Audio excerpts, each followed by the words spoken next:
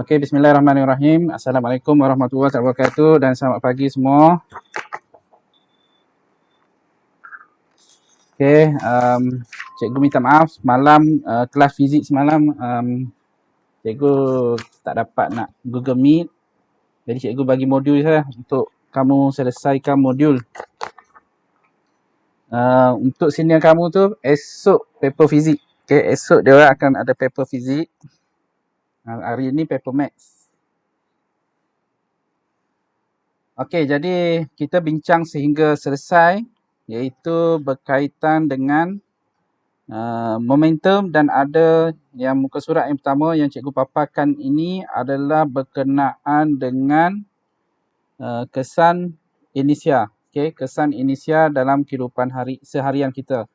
Okey, boleh buka masing-masing, boleh buka modul. Okey, kita semak dulu. Okey, kita semak, kita tengok apa yang jawapan yang tepat. Okey, kalau ada jawapan lain boleh tanya. Okey, boleh tanya.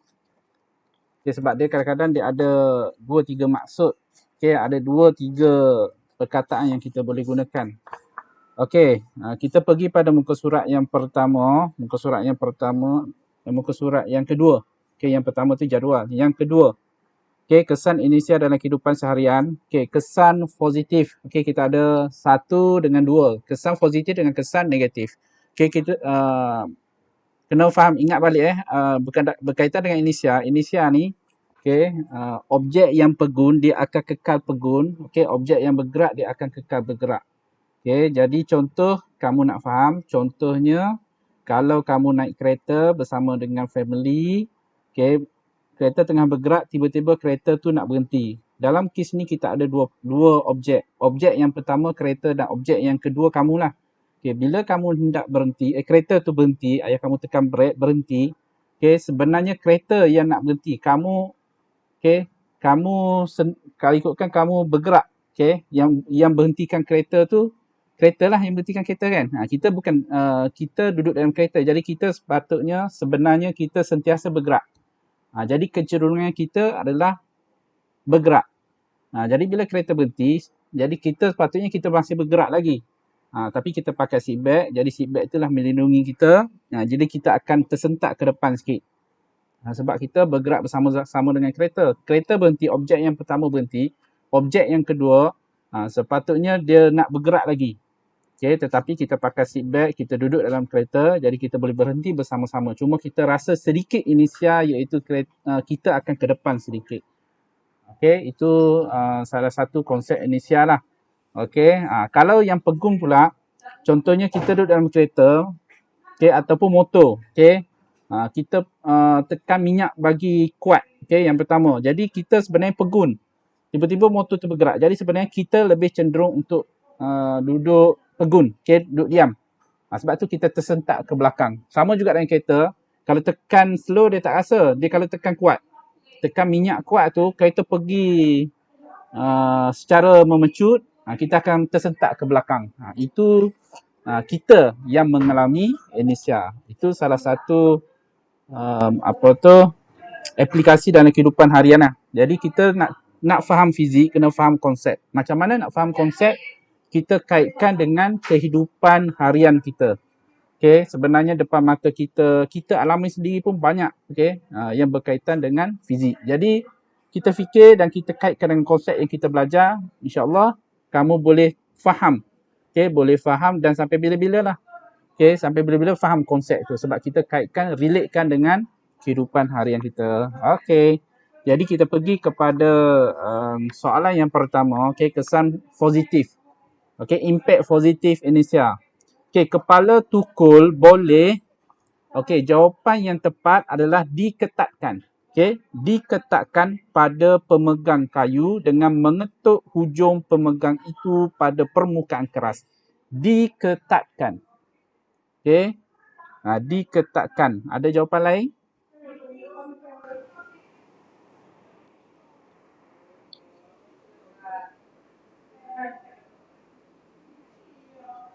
Okay, diketatkan.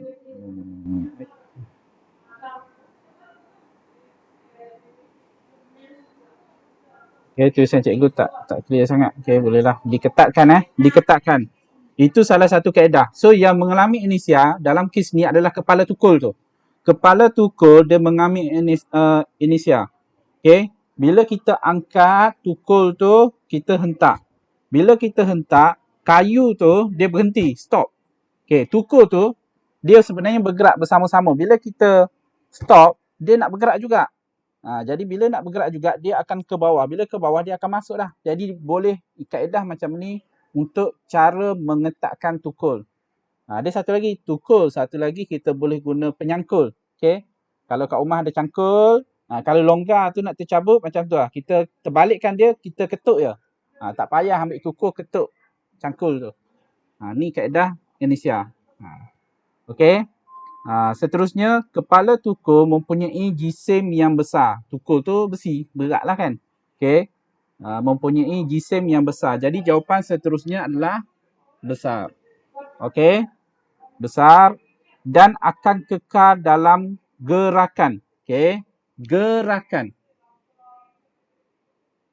Okay, gerakan. Kenapa dia kata macam tu?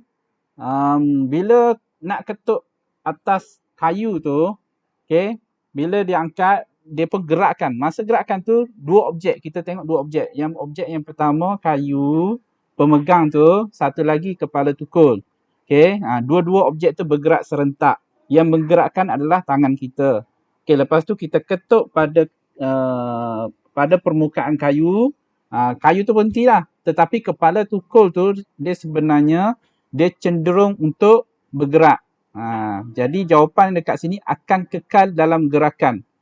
Okay. Jadi bila dia kekal dengan gerakan, jadi dia ada ruang lagi hendak dia boleh bergerak. Sebab tu dia jatuh ke bawah dan dia boleh ketakkan. Okay. Dia boleh ketakkan secara sendiri. Kita guna konsep inesia. Jadi jawapan yang pertama tadi diketakkan, yang kedua besar dan yang ketiga adalah gerakan. Okay, dengan itu kepala tukul masuk lebih ketat pada pemegang. Okay, pemegang. Okay, boleh? Boleh? Boleh cikgu. Oh, terkejut je ke? Ya, cikgu nak add. Boleh Volume ni dah perlahan dah bila kamu cakap kuat juga. Okay. Seterusnya. Kesan negatif. Okay, kesan negatif. Okay, kalau tengok gambar tu dia accident. Okay, dia accident. Okay, jika sebuah kereta mengalami kemalangan semasa dalam perjalanan. Okay. Kereta tu bergerak. Jadi kita ada dua objek. Satu kereta dan satu orang. Okay, satu orang. Dua objek yang berbeza. Okay. Pemandu kereta itu masih dalam, okay, jawapan dia adalah gerakan ke hadapan. Okay. Gerakan ke hadapan. Okay. Gerakan ke hadapan. Walaupun kereta sudah berhenti. Sudah berhenti tu maksudnya dia langgar pokok lah. Okay. Kereta yang mengalami kemalangan dalam perjalanan. Okay. Bila dia langgar pokok, kereta berhenti. Pada masa yang sama, pemandu tu sebenarnya masih berada dalam gerakan ke hadapan. Bersama dengan kereta. Kalau kereta bergerak ke depan, dia ke depan lah. So, bila kereta tu stop, pemandu tu sebenarnya mengalami inesia dan dia sentiasa dalam gerakan. Tapi dia stop apabila kepala dia kena kepada steering kalau dia tak pakai seatbelt lah. Kalau dia pakai seatbelt, jadi seatbelt tu dia akan menahan gerakan orang tersebut. Contoh kalau bawa kereta, biasanya testing crash, testing accident ni dalam lab orang yang test kereta ni, dia testing menggunakan kelajuan 60 km sejam. 60 km sejam. Kalau kita nak pergi Maidan, jalan kampung macam ni, biasanya 60 lah. Mak ayah kita bawa. Okay, 60. 60 tu kalau tanpa tekan brake, terus langgar pokok ke langgar apa, okay, hentakan dia ataupun kemalangan dia, impact dia lebih kurang macam gambar A ni. Jadi orang ni mengalami inesia dengan gerakan sama dengan gerakan kereta. Kalau kereta tu tak tekan brake, 60 km sejam. Okay, 60 km sejam, dia langgar pokok. Jadi kalau tak pakai seatbelt, lagi dah teruk kecederaan dia. Ini kesan negatif inesia. Okay. Dan nanti daripada gambar yang sama ni kita akan pergi kepada konsep seterusnya, momentum pula nanti. Okey. Okey. Seterusnya pemandu mungkin terhumban. Okey. Terhumban dia guna ayat tu. Ada ayat lain, kalau ada bagi tahu. Dia ada ayat lain ni boleh guna. Pemandu mungkin apa dia? Tercampak. Boleh. Tercampak boleh. Kalau segan nak cakap boleh chatting Kadang-kadang tak clear juga. Dekat ruangan chat pun boleh.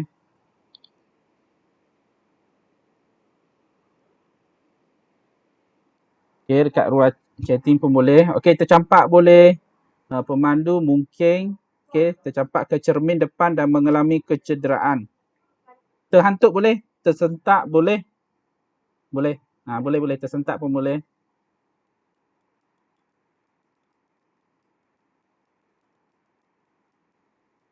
Mengalami kecederaan. Okey. Terhumban ke cermin hadapan. Okey, itu ya. Tak ada jawapan lain. Okey. Tercampak ada 3. Tercampak, terhantuk, tersentak. Boleh diterima. Okey. Pemandu dah. Perkara ini dapat dicegah. Okey, yang terhentak, tercampak ni. Okey. Perkara ini dapat dicegah jika pemandu itu memakai tali pinggang keledar. Okey. Tali. Okey.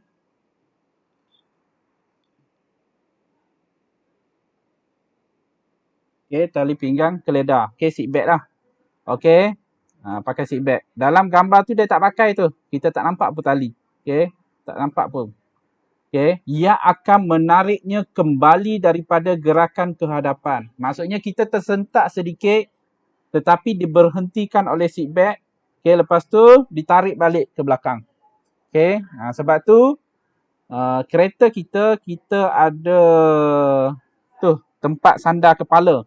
Tempat sandar kepala bukan setakat kita nak sandar kepala masa bawa kereta, duduk dalam kereta, tetapi nak menyerap hentaman sentak, okey, selepas aksiden. Sebab dia ke depan dan ke belakang. Okey, ke depan dan ke belakang. Okey, jadi itu fungsi seat belt.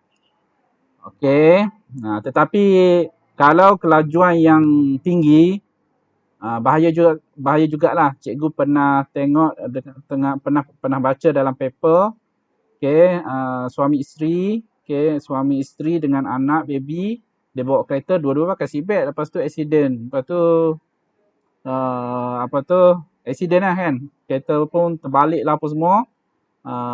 Orang dua-dua suami isteri tu kekal dekat seat belt, kekal dekat kerusi tu. Maksudnya dia tak tercampak dah keluar. Tetapi meninggal juga. Sebab apa? Sebab masa sentakan tu leher dia patah. Tulang leher ni patah. Sebab dia ke depan. Kalau laju sangat ke depan, lepas tu ke belakang. Patah leher kita, patah saraf kita. Itu yang boleh menyebabkan meninggal. Tetapi selamat dari segi badan, tak tercampak keluar lah. Dia kalau laju sangat. Sebab tu biasanya kelajuan yang diuji, kereta ni biasa 60 km sejam saja. Kalau nak accident biasanya dia brake dulu. Jadi kalau 60 tu boleh selamat lagi. 60 boleh selamat lagi. Okey. Kita pergi yang kedua. Tadi yang pertama kesan negatif. Yang kedua, tangki lori Kita tengok tangki minyak, tengok macam dekat luar je kan. Sebenarnya kat dalam macam ni rupa dia. Ya. Ya, ada soalan ke? Okey. Teruskan Okey, tangki lori yang membawa cecair dibahagikan kepada beberapa. Okey, apa jawapan tu yang panjang tu? Jadi beberapa ruangan yang lebih kecil yang terpisah. Ruangan yang lebih kecil yang terpisah.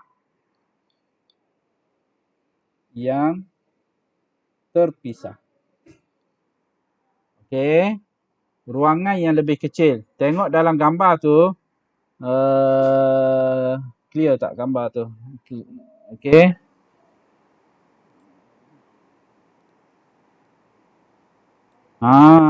Gambar tu dia tak berapa clear. Okey. Dia sepatutnya dia ada garis-garis tu. Dia tak keluar. Okey. Dia ada garis-garis. Dia terpisah. Dia ada 3 bahagian. Dalam tangki lori, dalam gambar tu dia ada 3. Ada dinding lah, dinding. Okay? Pemisah antara 3. Kenapa? Okay, ini konsep inisial ni. Okay, konsep inisial. Okay, konsep fizik. Okay, dalam lori. Okay, dalam lori.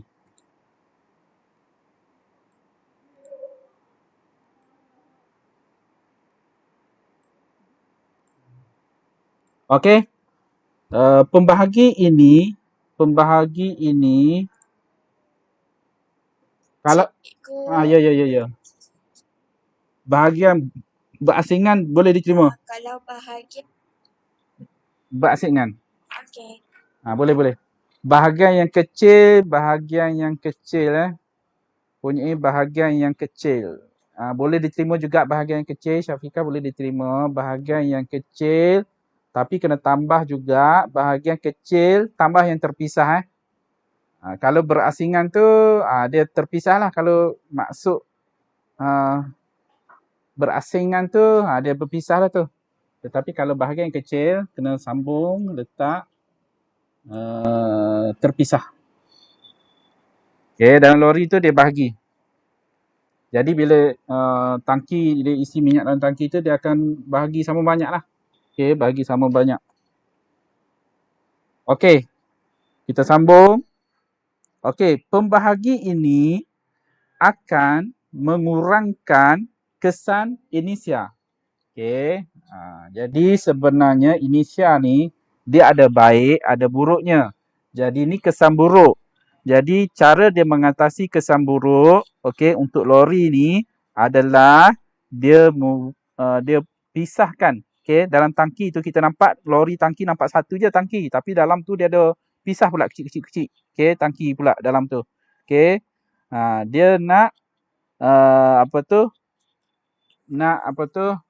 nak menambah baik kesan negatif inisia. Okey, jadi air sebenarnya yang akan mengalami inisia. Okey. Jadi jawapan tadi adalah inisia. Okey. Pembahagi ini akan mengurangkan kesan inisia daripada cecair sekiranya lori itu berhenti secara tiba-tiba. Okey, inisia ingat yang sebelum ni jisim yang lebih besar akan mengalami inisia yang lebih besar. Jadi minyak yang diisi dalam tangki tu, apa-apa cecair, dia ada jisim berat. Okey. Jadi bila berat, jisim dia besar, inisia dia pun besar. So bila yang kesan buruk dia kalau lori tu berhenti secara tiba-tiba, jadi jisim tu dia akan cuba bergerak juga. Kalau lori tu bawa 60 km sejam, bila lori tu berhenti, jisim air yang banyak tu dia sebenarnya bergerak juga. Bila berhenti, dia ke depan. Jadi boleh mengakibatkan kemalangan. Jadi mungkin tangki tu boleh tercabut, terkena kepada pemandu lori. Sebab air ataupun cecair dalam tu sebenarnya dia masih bergerak walaupun lori tu berhenti secara tiba-tiba. Okay, dalam kes inisia ni berhenti secara tiba-tiba bukan berhenti perlahan-lahan. Okay, maksudnya kalau lori tu berhenti lama, cecair tu dah tak bergerak lah. Dia masa nak berhenti secara tiba-tiba. Itu dah konsep inisia. Okay, konsep inisia tu masa kereta bergerak, berhenti secara tiba-tiba, mengejut. Jadi itu konsep inisia. Tapi kalau kita bawa kereta berhenti perlahan-lahan, kita tak rasa inisia. Ada tapi tak rasa. Okay, tak adalah rasa tersentak ke depan, ke belakang. Okay, kita tak rasa. Sebab kita bawa perlahan sajalah. Okay. Okay, boleh. Setakat ni boleh. Kita nak pergi pada momentum yang ada pengiraan. Okay. Okay, jadi kita pergi kepada momentum. Okay, seterusnya momentum. Okay, momentum. Okay. Momentum, okay, muka bahagian bawah, sekejap cikgu nak adjust Nak adjust apa ni? Adjust bahagian bawah. Bahagian bawah.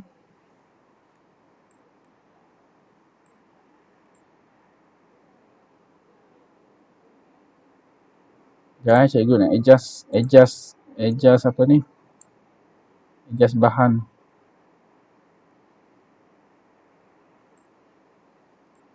Okey, seterusnya adalah momentum. Okey, soalan nombor 1, momentum bagi suatu objek ditakrifkan sebagai hasil darab. Ingat, ini adalah maksud momentum yang mana kita boleh gunakan dalam peperiksaan, jawapan dalam peperiksaan. Okey, kalau peperiksaan tu tanya, soalan tu tanya apakah yang dimaksudkan dengan momentum? Okey, jadi kita boleh jawab momentum sesuatu objek ditakrifkan sebagai hasil darab, okey, jisim, okey, dan hal laju. Dengan hal laju. Jisim dengan hal laju. Okey. Jisim dan hal laju. Jawapan yang pertama, jisim dan hal laju. Yang mana formula momentum yang kita belajar sebelum ni, simbol bagi momentum adalah P. Okey, sama dengan M, jisim, darab dengan V, hal laju. Ini formula bagi momentum. Okey, P sama dengan MV. Okey, jadi bawah dia tu, dia tanya formula. Okey, momentum.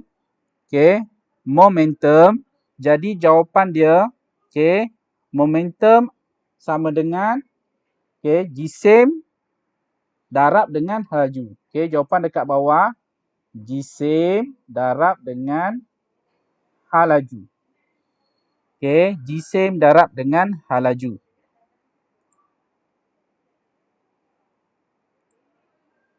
Okey, jisim darab hal laju. Okey. Kemudian P bersamaan dengan MV. Yang bawah dia pula P sama dengan MV. M merujuk kepada jisim, V merujuk kepada hal laju. Okey. P sama dengan MV. Okey. Soalan nombor 2. Momentum ialah kuantiti vektor. Okey. Momentum ialah kuantiti vektor. Okey. Jawapan yang pertama adalah kuantiti vektor. Okey. Kuantiti vektor dengan unit. Okey. Dengan unit. Ni semua dalam buku teks ada. Okey. Kilogram. Okey. Meter saat negatif 1. Okey. Kilogram meter saat negatif 1. Ataupun boleh tulis juga kilogram M per S. Boleh juga. Okey. Atau Newton saat. Okey. Newton saat. Okey. Sekejap. Ada panggilan. Hello. Ya. Yeah.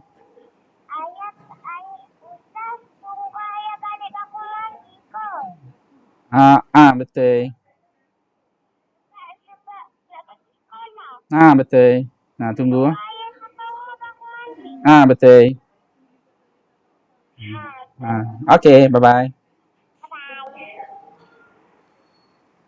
Okey, sambung. Okey. Jadi, seterusnya, arah momentum ditandakan dengan tanda positif atau tanda negatif. Jadi, arah momentum, okey, bila disebut arah, itu merujuk kepada kuantiti vektor lah. Kuantiti vektor ni dia ada arah, okey, dia ada arah dan ada magnitude, ada nilai.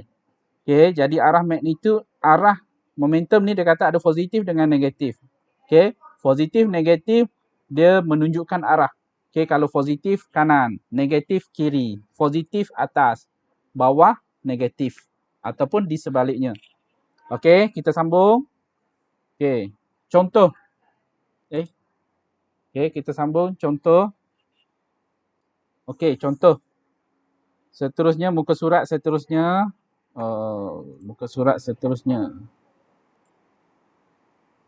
Bukan ini. Contoh 8 okey, contoh 8. Contoh 8. Contoh 8. Okey, paparan cikgu buka tu iaitu contoh 8, contoh 11. Okey. Contoh 11. Okey. 32 orang 32 daripada 37 orang. Okey, rajah 8 menunjukkan seorang pemain baseball memukul sebiji bola. Okey, pemain baseball dia pukul sebiji bola. Jisim bola itu ialah 200 gram. 200 gram. Apakah momentum bola yang melayang dengan laju 50 meter per saat? Okey. Bila melibatkan pengiraan, dalam fizik, yang pertama kita senaraikan maklumat yang diberikan. Maklumat yang diberikan. Yang pertama, jisim bola. Jisim bola M. Jisim bola iaitu bersamaan dengan M iaitu 200 gram. Okey, kita tukar siap-siap. Jisim, bila kita nak masuk dalam pengiraan, kita tak guna gram, kita guna kilogram.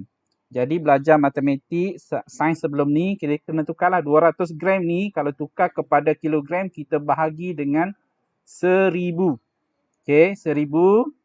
Jadi selepas tukar, kita akan dapat 0.2 kilogram. Okey, ingat dalam fizik, kita kena senaraikan maklumat yang diberikan, baru kita tentukan formula apa yang kita nak guna. Cuma sekarang kita bahagian momentum, senanglah kita guna formula momentum. Okey, maklumat yang kedua, halaju. V. Halaju dia adalah 50 meter per saat ataupun kamu nak tulis 50 meter saat negatif 1. So, kita ada dua maklumat. Okey, jadi soalan dia tanya momentum. Jadi, kita mula kira lah. Bila kita dah dapat maklumat, kita kira. Guna formula P sama dengan MV. P momentum, soalan tanya momentum. M jisim, V halaju. Maklumat dah ada kat atas. Jadi, kita hanya masukkan saja. Jadi, jisim dia adalah 0.2. 0.2 kilogram darab dengan 50 meter per saat. Okey, 0.2 darab 50 kita akan dapat 10. 10, jangan lupa unit. Unit dia adalah kilogram meter saat negatif 1. Okey, ataupun sebelah ni cikgu buat atau. Kita letak unit siap-siap masa kita masukkan nilai ni. 0.2. 0.2 ni apa? kg. Okey. Darab dengan 50 meter. Kita letak siap-siap. Okey. Jadi kita darab. 0.2 darab 50 kita akan dapat 10. Kilogram darab dengan M darab dengan S negatif 1. Kita gabung saja kalau darab. Okey. Jadi kilogram M S negatif 1. Okey. Langkah selamat, kita guna kaedah yang dekat sini. Langkah selamat kita masuk siap-siap unit. Sini dengan sini. Jadi kita darab ni bukan setakat nombor kita darab, tetapi unit pun kita darab. Okey, unit darab ni guna kaedah matematik indeks yang kita belajar masa tingkatan 3 indeks. Unit ni kita darab. Kilogram ni bukannya asing, bukan K asing, G asing. Tak. Kilogram ni kg ni 1. Okey, 1. M asing. M meter. S ni asing. Okey, jadi kita ada 3. 1, 2, 3. Jadi kita darab, kita boleh gabung teruslah semua. Okey, setakat ni ada soalan? Ada soalan untuk pengiraan yang pertama? 1. Tak ada Okey. Ada cikgu. Ada. Okey. Kita sambung. 10 N besar S kecil. Apa dia? M besar, guna M besar, S kecil. Tak ada masalah. Okey, kalau unit, dia biasanya unit ni unit kita guna huruf kecil. Okay, MS. Okay, MS. Kalau nak guna huruf besar, kalau terguna pun tak ada masalah. Okay, tapi kita biasa guna huruf kecil lah. Kilogram, meter. Ada juga guna huruf besar, tak ada masalah juga. Okay, huruf besar, huruf kecil tak ada masalah. Tapi nombor huruf tu yang mewakili unit tu kita jangan tambah-tambah ataupun kita ubah. Contoh kilogram, eja penuh dia kilogram. Tapi kita letak KIG contohnya, tak boleh. Kilogram singkatan dia kg. Sama juga kalau unit dia kita letak kilogram penuh. Okey, unit ni biasa dia ringkaskan. Okey, dia ringkaskan. Yang panjang dia akan ringkaskan. Itu yang dipanggilkan unit. Okey, dipanggil unit. Okey, yang panjang dia ringkaskan. Kilogram dia ringkaskan kepada kilogram. Meter dia guna ringkaskan guna M saja. Saat KS. Okey, S. Okey, boleh kita sambung seterusnya. Aplikasi.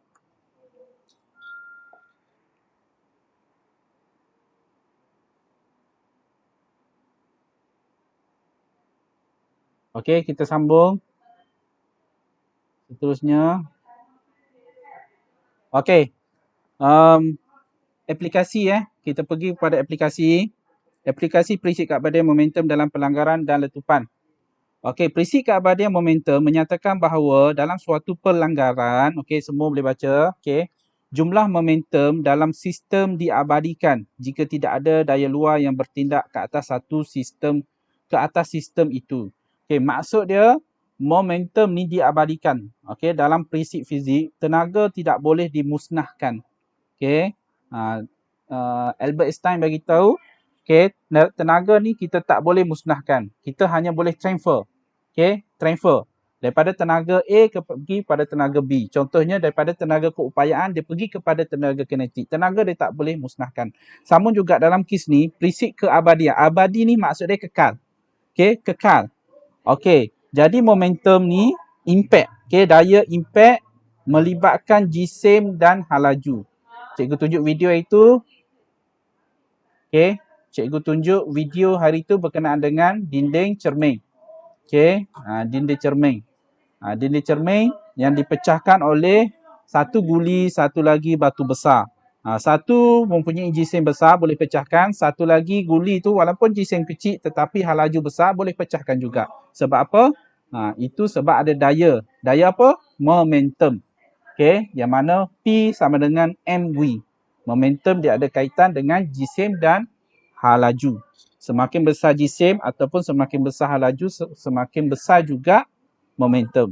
Dalam keabadian dia bagi tahu, okey, kalau tak ada daya luar, contohnya kalau kereta tu accident, okey, kereta tu accident, momentum sebelum dan selepas pelanggaran adalah sama. Kalau kereta bergerak, dia langgar kereta hadapan yang berhenti, kereta hadapan, momentum daripada pelanggaran tersebut dia akan pergi kepada kereta yang kedua. Kereta kedua bergerak sikitlah ke depan. Okey, bergerak sedikit ke depan. Sebab apa? Sebab momentum, impact momentum transfer sebelum pelanggaran, dia transfer kepada kereta yang kedua selepas pelanggaran. Okey. Jadi untuk dalam kotak tu, jumlah momentum objek, okey, jawapan yang pertama adalah sebelum. Jumlah momentum objek sebelum pelanggaran.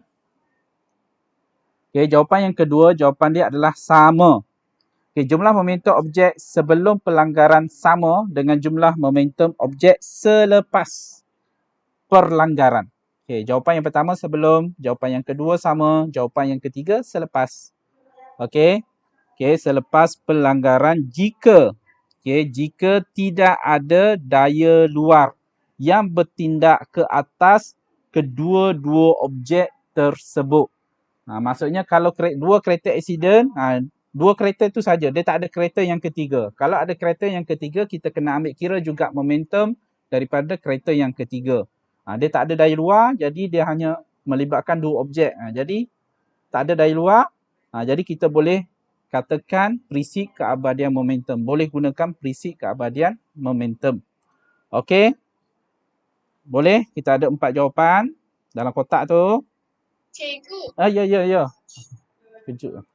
lepas jika tu apa cikgu? Jika tidak ada daya luar. tidak ada daya luar. Okey. Okey.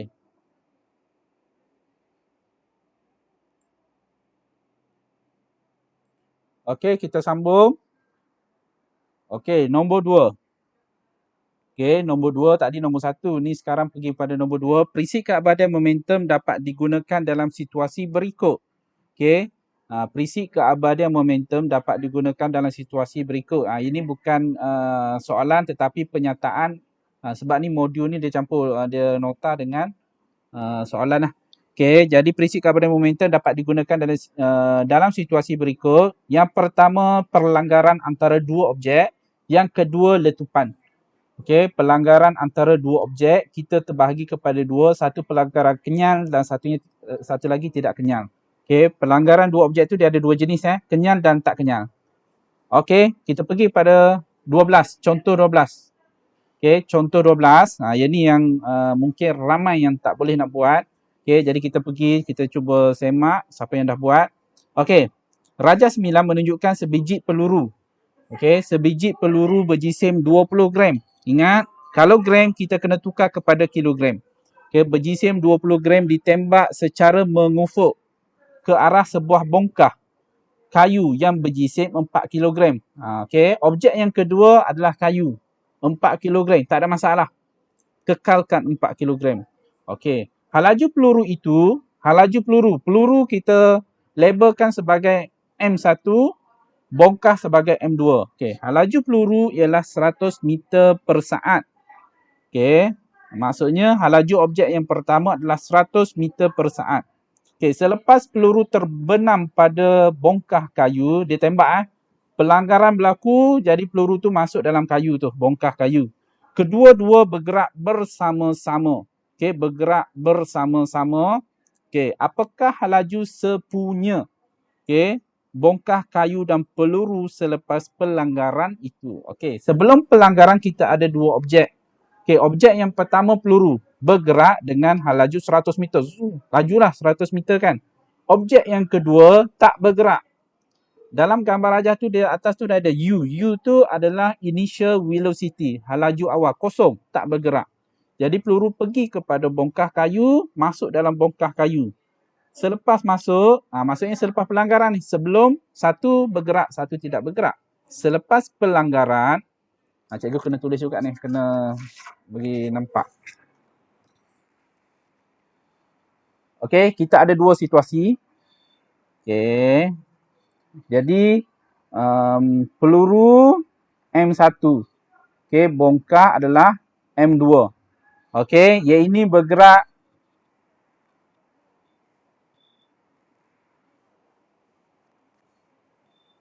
Okey, satu bergerak, satu lagi kosong. Okey, satu lagi kosong. Ini sebelum. Okey, selepas pelanggaran, okey, kita ada bongkah kayu dan peluru. Dua-dua bergerak bersama-sama. Okey, dua-dua tu dia bergerak bersama-sama. Okey, mana ya, dia ada M1 peluru, M2 adalah bongkah kayu. Okey, dia bergerak bersama-sama iaitu halaju akhir V. Okey, halaju akhir V. Bergerak bersama-sama maksudnya, okey, sepunya. Dia panggil tadi adalah halaju sepunya. Dua-dua ni bergerak sama. Nilai dia samalah. Nilai halaju ni sama. Okey, mengikut prinsip keabadian momentum, formula dia kalau ikutkan P bersamaan dengan MV.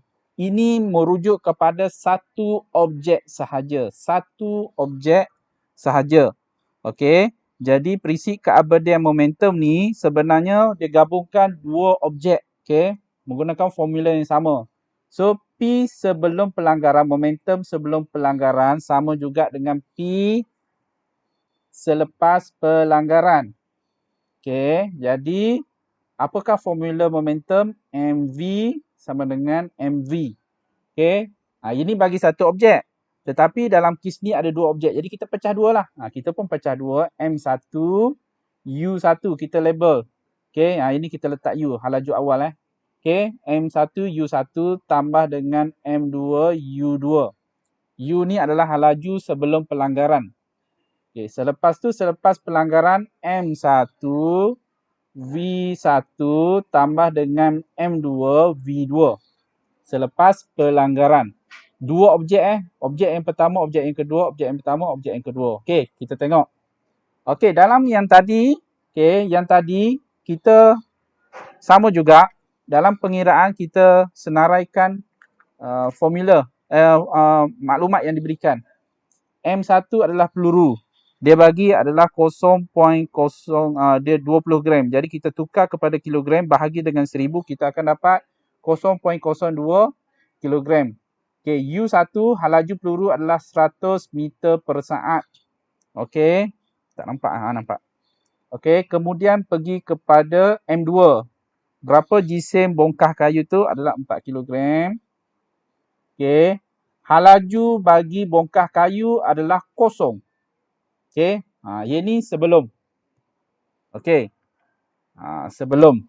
Maklumat sebelum. Okey. Ya.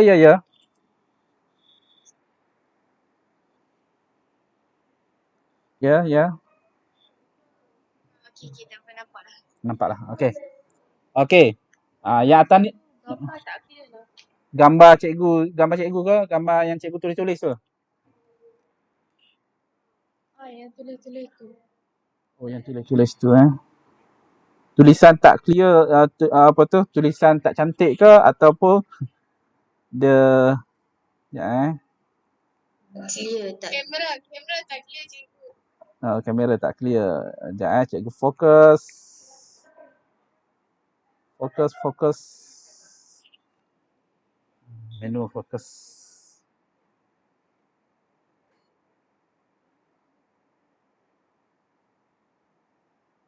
Okey. Kita sambung Okey, clear So maklumat adjust.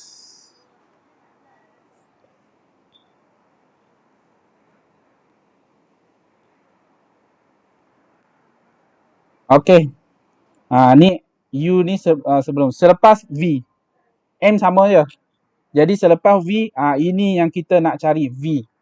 V. Dan V dia tak ada 1 dengan 2. Sebab apa? Sebab dia bergerak bersama-sama. Kalau dia bergerak berasingan, baru kita label V1, V2. Okay, sebab dia bergerak bersama-sama, V halaju dia sama-sama lah. Satu je lah halaju untuk dua objek tu. Pelanggaran ini kita panggil pelanggaran tidak kenyal. Kalau kenyal, selepas pelanggaran, dia dua objek bergerak berlainan.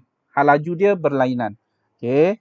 Dalam soalan ni, ini kita panggil pelanggaran tidak kenyal. Tak kenyal. Okay. Jadi kita dah ada maklumat. Jadi kita masukkan sahaja di dalam formula ini. Okay. Cuma formula ini formula. Okay. Formula dia sebelum dan selepas. Cuma selepas ni dia ada V1, V2. Jadi kita gabungkan. Okey, sebab dia tak ada V1, dia tak ada V2. Kita boleh gabungkan. Jadi bila kita gabungkan formula tu akan jadi M1 tambah dengan M2 dalam bracket V sahaja. Okey, V sahaja. Yang depan ni kita asingkan juga. Okey, kita asingkan juga. Jadi kita dah ada formula sebelum dan selepas. Kita masukkan nilai saja. M1 0.02. 0.02. U1 adalah 100. Bracket tu maksud dia darab. Okay, 100 tambah dengan M2 berapa? 4. U2 kosong. Bracket kosong. Okay, sama dengan M1 tambah dengan M2. Maksudnya 0.02 tambah dengan 4. V. V. Kalau kita tengok dekat yang kita tulis ni, yang tak ada nilai setakat ni adalah V. V ni tak ada nilai. Dan V tu yang kita nak cari. Soalan tanya berkenaan dengan halaju sepunya. Jadi bila kita dapat sini, apakah hubungan ini dengan ini? Bracket dengan ni. Darab hubungan dia. Jadi yang hasil ni kita boleh pergi sini bahagi. Jadi halaju V ini nilai ni kita bawa pergi sini kita bahagi. Yang ni kita tambahlah darab dan tambah. Kita darab dan tambah. Darab dan tambah nanti kita akan dapat yang ni dapat 0 4 darab 0 0 potonglah. Jadi 0.02 darab 100 kita akan dapat 2. Okey. Bahagi dengan 0.02 tambah 4 tu kita letak bawah ni. Kita akan dapat 4.02. 4.02. Jadi kita akan dapat, okey, kita guna kalkulator 0.498 meter saat -1. Okey, meter per saat. Ini adalah jawapan. Maksudnya halaju sepunya peluru dan bongkah tersebut ialah 0.498 meter per saat. Okey, ada soalan setakat ini? Ada soalan tak setakat ini? Tak, cikgu. Tak ada. Okey. Okey. Jadi pengiraan ni ingat, okey. Formula ni tengok formula. Dia daripada asas sebelum dan selepas kita pergi MU tambah sama dengan MV. U ni merujuk kepada halaju juga, tapi halaju awal ini halaju akhir. Okey. Lepas tu kita pecahkan dua sebab dia ada dua objek. Kalau pelanggaran kenyang kita boleh guna totally guna yang atas. Okey, kalau pelanggaran tidak kenyang kita guna yang bawah sebab V dia satu je. Okey, halaju dia satu je. Kita guna yang bawah. Kita tengok dulu pelanggaran. Okey, contoh 13 Contoh 13 tu pun dia ada dua troli bergerak secara berlawanan sebelum pelanggaran, lepas tu dia langgar sama-sama. Bila langgar, okey, selepas pelanggaran dua objek tu bergerak. Dua objek tu bergerak. Jadi kita kena guna formula yang atas ni lah. Okey, formula yang atas yang dekat sini. Pelanggaran kenyal. Okey, yang atas kenyal, yang bawah tidak kenyal. Jadi untuk contoh 13 nanti kamu gunakan formula yang atas ni M1U1 tambah M2U2 sama dengan M1V1 tambah M2V2. Okey, jangan pening-pening formula ni sebenarnya bermula daripada atas. Okey, cikgu tunjuk satu-satu lah. Formula momentum asas, kita ada sebelum dan selepas pelanggaran. Okey, lepas tu kita pisahkan dua, sebelum sebelah kiri dan selepas sebelah kanan. Okey, sebelah kiri ni formula asas MV. Tetapi kita nak bezakan halaju sebelum dan selepas, kita letak U. Okey, U ni initial halaju awal, V halaju akhir. Okey. Lepas tu kita kembangkan, melibatkan dua objek, kita kembangkan formula ni. Kita letak satu dan letak dua, objek yang pertama dan objek yang kedua. Selepas pelanggaran pun sama, satu dan dua, tak boleh bertukar. Kalau peluru tu objek yang pertama, selepas pelanggaran pun mesti M1 juga, jangan tertukar. Okey. Selepas tu baru kita masuk nilai dan kita akan dapat pengiraan dia. Jangan lupa, bila dapat pengiraan, dapat jawapan unik. Jangan lupa. Okey, nanti kamu boleh cuba untuk contoh 13. Contoh 13 boleh buat sendiri. Okey, siapa-siapa yang rasa jawapan yang dibuat semalam salah, okey, boleh snap balik, masukkan dalam Google Classroom kalau salah. Kalau betul, kena semak pengiraan tu. Betul tak yang guna formula atas? Okey, cuba semak balik. Betul tak jawapan dia mesti ada unik. Okey, jadi contoh 13, cikgu tak tunjuk sebab masa dah tak cukup. Okey, contoh 13, boleh semak jawapan dia. Jawapan dia adalah, kita nak cari V. V selepas pelanggaran. V2, label dia boleh letak V2 lah kalau kamu letak V2. Okey, V2, okey, kamu akan dapat sepatutnya negatif 0.33, okey, MS negatif 1. Ni jawapan dia. Okey, boleh semak. Kalau jawapan betul, tak apa. Kalau jawapan salah, buat correction. Boleh re-upload balik, resubmit balik. Okey, jawapan dia negatif 0.33. Kenapa negatif? Negatif, ingat dia menunjukkan arah. Okey, menunjukkan arah. Okey, dalam soalan 13 tu, halaju tu nanti kena letak negatif siap-siap. Yang dekat mana? Okey, boleh tengok contoh 13. Cikgu buka contoh 13. Contoh 13. Contoh 13. Okey, contoh 13 tu M1 5 kg, M2 3 kg. U1 4 meter per saat bergerak sebelah kanan. Okey, U2 tu 2 meter per saat dia bergerak ke sebelah kiri. Letak negatif. U2 sama dengan negatif 2 meter per saat. Okey. Jadi jawapan negatif ni bagi halaju dia bergerak ke sebelah kiri. Okey, kena masuk siap-siap nanti. Dalam pengiraan nanti kalau kita tak masuk, nanti jawapan kita akan dapat salah.